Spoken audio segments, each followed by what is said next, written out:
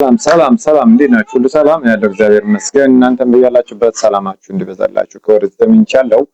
እንዴት ናችሁ? ሁሉ ሰላም ያለው እግዚአብሔር ይመስገን። እንግዲህ ይሄን ቪዲዮ ላይክ ሼር አድርጉት።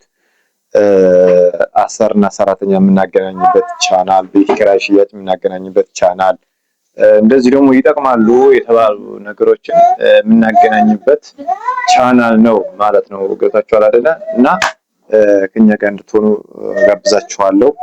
ቪዲዮውን ላይክ አድርጉ። እጅን አይቆረጥማበት ላይክ እና የሚጠቅሙ ነገሮችን ለእናንተ የምናቀርብበት ቻናል ነው የምላችሁ።